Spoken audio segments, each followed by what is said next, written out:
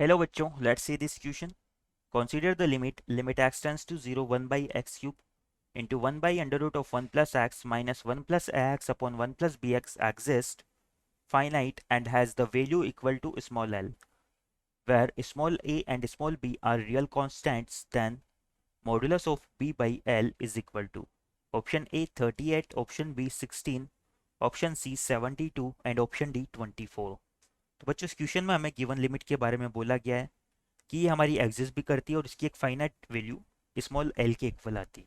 तो हमें इस क्वेश्चन में बी बाई स्मॉल एल की वैल्यू फाइंड आउट करनी है. क्वेश्चन में हमें दिया हुआ है given that our limit x tends to 0 1 by x cube into 1 by under root of 1 plus x minus 1 plus ax upon 1 plus bx जो है ये हमें क्वेश्चन में स्मॉल एल के इक्वल दिया हुआ है. नाउ इस लिमिट को हम फाइंड आउट करने की कोशिश करते हैं. तो यहाँ से हमारा एल निकल के आता है लिमिट एक्स टेंस टू 0. इन दोनों एक्सप्रेशन में से हम क्या करते हैं, एलसीएम ले लेते हैं अंडर रूट 1 प्लस एक्स और 1 प्लस बी एक्स को. तो ये हो जाएगा हमारा under root 1 plus x into 1 plus b x.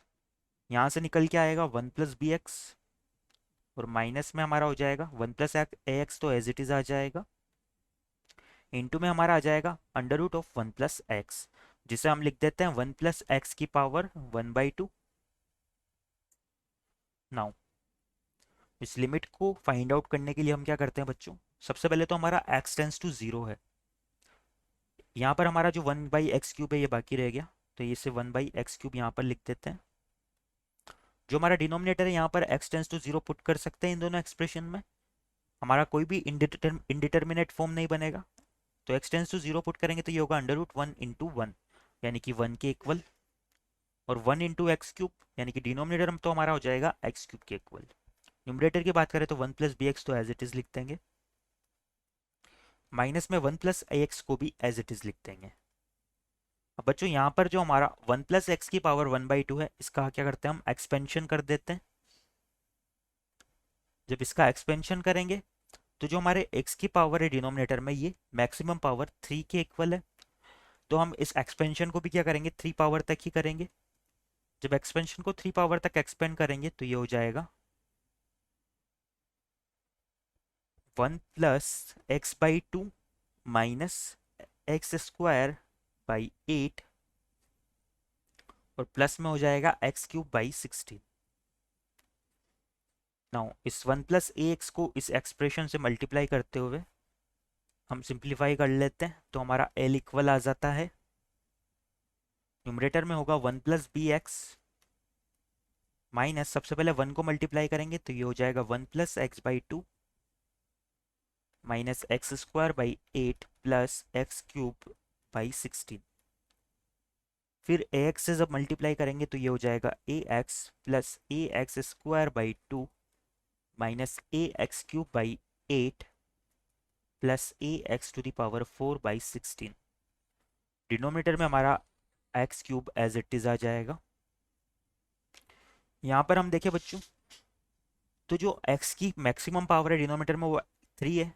तो यहाँ पर जो x⁴ वाला टर्म है ये कैंसिल हो जाएगा कि जब हम x³ से डिवाइड करेंगे तो यहाँ पर क्या बचेगा x बच जाएगा. और हमारी जो लिमिट है वो क्या है x टेंस टू 0 है. तो यानी कि इस वाले टर्म को तो हम क्या कर सकते हैं लीव कर सकते हैं. तो यहाँ से हमारा l निकल के आता है. इस 1 से 1 को भी कैंसिल कर देते हैं.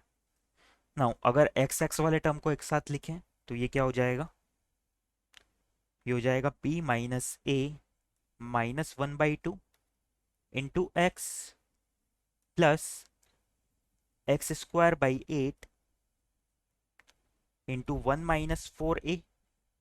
यहाँ पर मैंने x² वाले टर्म्स को एक साथ कॉमन ले लिया प्लस x³ वाले टर्म की अगर बात करें तो x³ जब कॉमन निकालेंगे तो ये बच जाएगा. यहाँ से तो बचेगा हमारा -a/8, ये माइनस साइन के साथ है तो माइनस माइनस मिलके प्लस बना देंगे तो ये हो जाएगा a/8 माइनस यहाँ से होगा -1/60. डिनोमिनेटर में हमारा x³ एज इट इज आ जाएगा. क्वेश्चन में हमें बोला गया है कि this limit exist and finite. तो यहाँ से हम लिख सकते हैं since this limit exists and is finite, then अगर ये लिमिट हमारी एग्जिस्ट भी करती है और अगर ये फाइनाइट भी है तो हमारे जो coefficient of x and x square है ये क्या होने चाहिए, जीरो के इक्वल आने चाहिए. Then coefficient of x and x square should be zero. यहाँ से हम एक्स और एक्स स्क्वायर के कोफिशिएंट्स को जीरो के इक्वल कर देते हैं. तो जो हमारा b माइनस ए माइनस 1/2 है ये भी जीरो के इक्वल आ जाएगा. इसे इक्वेशन 1 नाम दे देते हैं. और जो 1 माइनस 4a अपॉन 8 ये भी क्या आ जाएगा, जीरो के इक्वल आ जाएगा, एक्स स्क्वायर का कोफिशिएंट. नाउ इसे जीरो के इक्वल करते हैं तो यहाँ से हमारा जो 4a है ये 1 के इक्वल आएगा. तो यहाँ से हमें हमारे a की वैल्यू मिल जाती है 1/4. नाउ अगर a की वैल्यू हमारी 1/4 के इक्वल है, यहाँ पर जो हमारा लिमिट है ये वाला लिमिट वाला टर्म भी हम लगा देते हैं, limit x tends to zero. A की वैल्यू 1/4 के इक्वल है तो इसे इक्वेशन 1 में पुट करते हैं. तो ये हो जाएगा a minus 1/4 minus 1/2 equal to zero. तो यहाँ से हमारे b की वैल्यू निकल के आती है 3/4. बच्चों हमारे पास a और b दोनों की वैल्यू निकल के आ चुकी है. तो यहाँ पर हमारा जो x और एक्स स्क्वायर का कोफिशिएंट है ये तो जीरो हो जाएगा, यानी कि ये वाले दोनों टर्म तो हमारे जीरो हो जाएंगे. तो यहाँ से हम लिमिट l की वैल्यू फाइंड आउट कर सकते हैं. लिमिट l की वैल्यू हमारी क्या हो जाएगी, यहाँ पर एक्स क्यूब से एक्स क्यूब को कैंसिल करेंगे तो ये इक्वल आ जाता है l is equal to a cube by 8 minus 1/16. तो जो हमारी a की वैल्यू आई है, सिंस a हमारा निकल के आया 1/4, तो यहाँ से हमारा l क्या हो जाएगा,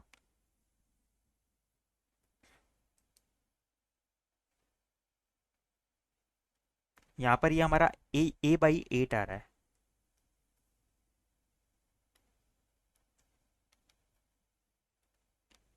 तो अगर a की वैल्यू 1/4 है तो l की वैल्यू क्या हो जाएगी, 1/4 अपॉन 8 यानी कि 1/32 minus 1/16 which is equal to minus of 1/32. और क्वेश्चन में हमें क्या फाइंड आउट करना है, modulus of b by L की वैल्यू फाइंड आउट करनी है. तो यहाँ से हमारे modulus of b by L की वैल्यू आ जाती है. b की वैल्यू तो हमारी 3/4 आई है और l की वैल्यू हमारी आई है माइनस ऑफ 1/32. इसे सिंप्लीफाई करें अगर तो 4 से 32 को 8 टाइम्स कैंसिल कर देंगे तो ये हमारा आ जाएगा modulus of -24 which is equal to 24. यानी कि इस क्वेश्चन के रिगार्डिंग 24 हमारा फाइनल आंसर हो जाएगा. एक बार हमारे ऑप्शंस देख लेते हैं हम. तो इस क्वेश्चन के रिगार्डिंग हमारा ऑप्शन डी 24 करेक्ट हो जाएगा. Our final answer is option D, which is equal to 24. I hope you understand it well. Best of luck.